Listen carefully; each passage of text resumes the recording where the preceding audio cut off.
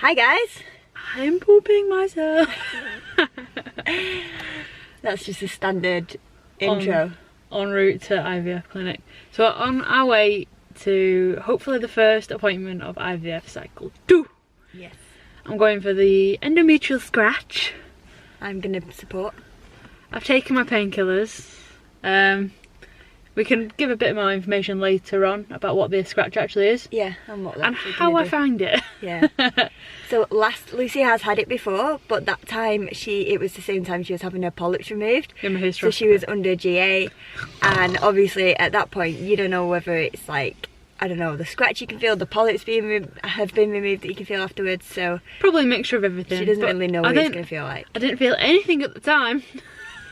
That was great. We're also gonna query whether we want to do another SIS, because obviously I do have a history of polyps coming back, but I only had it done in, when was it? I don't March? know. Maybe. April? Sure. It's only a couple of months ago, so I think last time we spoke to the doctors they said it was unlikely that they'd be back yet. And I don't, like last time they were back I knew they were back because I was having spotting mid-cycle and things like that, and I've not had any of that. So I'm feeling pretty confident that they're not, and it's a lot of money. Yeah, and it's like an extra few £100. Yeah, the way I look at it is when they're doing my egg collection, they've got a big camera in there. If they see a lot of polyps there, they're not going to say, oh yeah, let's do a fresh transfer. They're going to say, let's do a frozen and get you in for another hysteroscopy. Yeah. So why would I pay and do it now? But we're going to see. It's good thinking. Well done. I Save didn't think money. of that. Where you can. Well, it's only because I saw someone on Instagram say that, or Twitter, or wherever, some form of social media, say that they'd had their egg collection and yeah, I think I saw it too. Mid-egg collection they'd taken a polyp out at the same time. Cool. But we'll see. We're on our way. Let's go. 1,000.1 miles in that new car. Boop, boop. Good juju for the appointment. Along with my pineapple socks.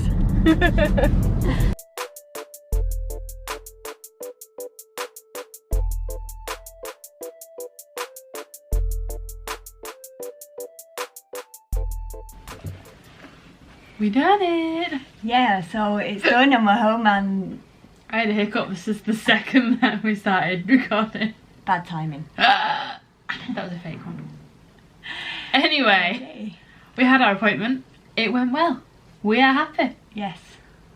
Lucy was extra nervous beforehand. I was nervous, but Lucy was extra nervous. I was really nervous because last time I went for like a SIS to see if we could start, and they was like, no, you've got polyps.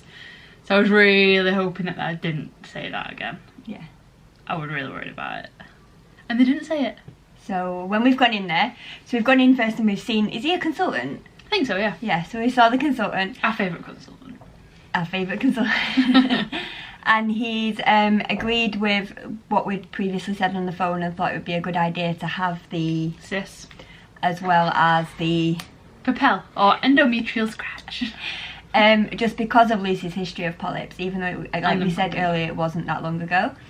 So yeah, that completely changed our mind when we were in there, because we'd come around to, like, we're not going to have it, we're just going to go for it. And then he was like, yeah, no, I agree with you, I think you should have it. And we're like, ah, okay. No, yeah. It was, like, to me, I was like, oh man, you just... we did a complete U-turn. It was like, it's a couple £100 for the peace of mind that we now have. Yeah. Absolutely worth it. Yeah. So yeah, you go on to say what they did. So I have my usual scan. We had a look. Took the pants off again. Took my pants off. I met Wanda, and then I had a scan. I just ovulated, so we could see like the ruptured follicle from that. That was cool. Yeah, I can tell you what they said actually. So I wrote it down. So on her left over. Yep. Yeah, on her left over, I thought I'd got it the wrong way around. On her left over, she had 20 plus follicles that he could see, and on her right one, he said the ovary was larger because that meant that she'd ovulated this month from her right ovary. And you could see the ruptured follicle, which was really bizarre. Like you actually see it. Like usually you just look at him and go, yeah, I know what you're talking about. But he's very good because he points and explains to everything on the screen, and he makes you feel like you're included and you know what you're looking at. He's very good. But there were 6 on the right side, which he said you could see. But it was because it had just ovulated. You couldn't really see the rest, but it didn't really matter because we'll get our baseline done after we've done 2 weeks of down regulation. Yeah. And what did you say, your uterus was a bit tilted? Yeah, he said. I don't know what that means though. He said it was a bit like this or a bit like this. I don't know. He didn't really. I was going to ask him about it after, but I forgot. So maybe we'll ask you know him what it next means? time. Yeah, apparently a bit of a tilted uterus. No one's ever said that before. No. I think it's quite common. I've seen a lot of people talking about it on social media. Okay. I got a clue.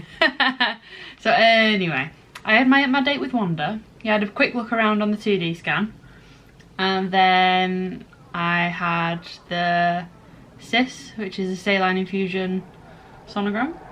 Sonography, some scan. Where, what's it called? The speculum. Yeah.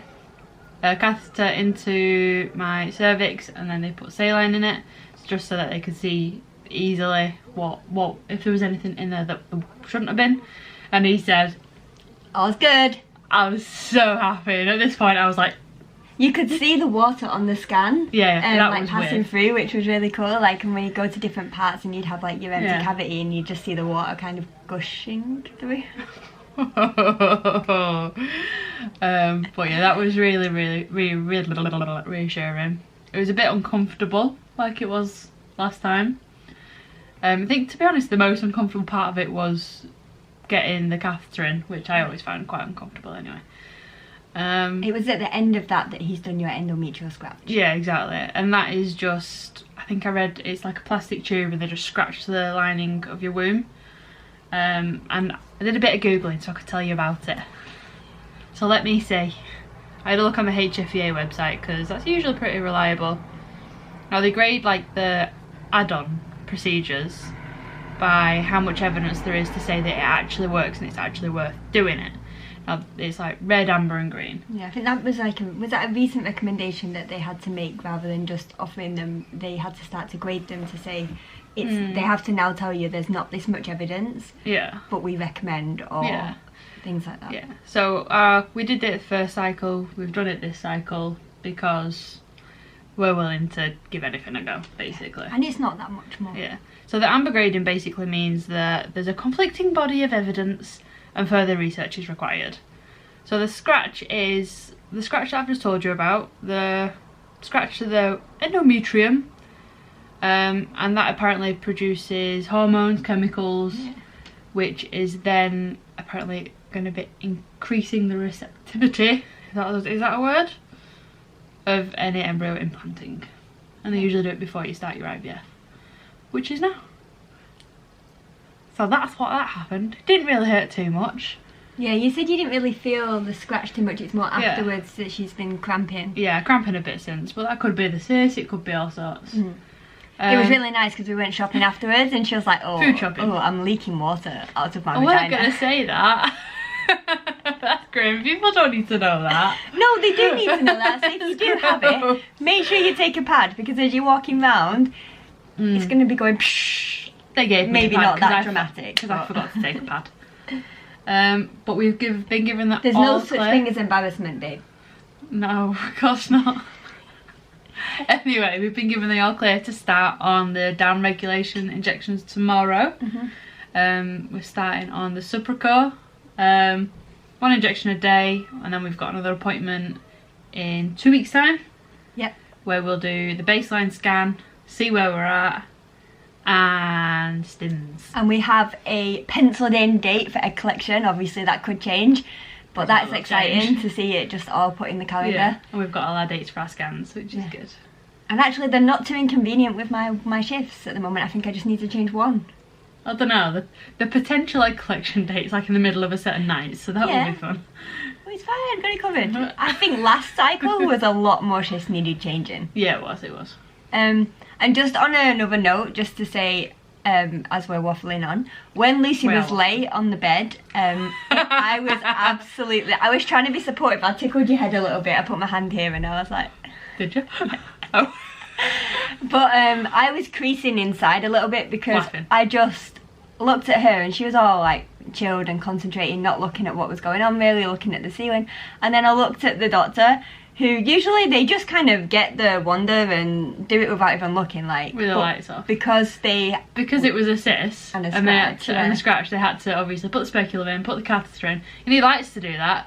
So I didn't even look down at him, but apparently you felt it. Basically the lights were on full blast, and then his head was in between Lucy's legs basically as he's putting things in, and I just cracked up a bit inside because his face was just, he could see everything, and then the nurse was stood at the end and Lucy's just there with her legs in the air and not everyone to see a vagina.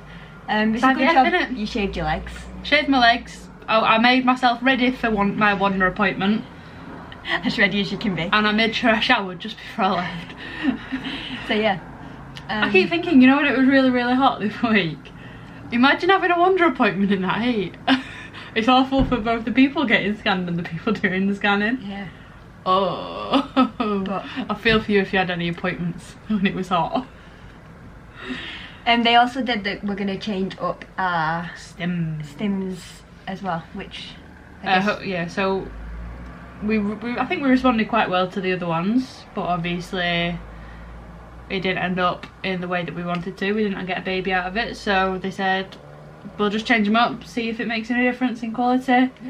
And yeah. Oh yeah. Can you still remember what we said we were going to have? Was it gonna left? Gonna left this time. Yes. Any recommendations or any tips for using that? Because we've never had it before. No. Let us know. Comments. Yeah, but no. That's our update. We're excited. We've been recording for 9 minutes. Less nervous than excited now.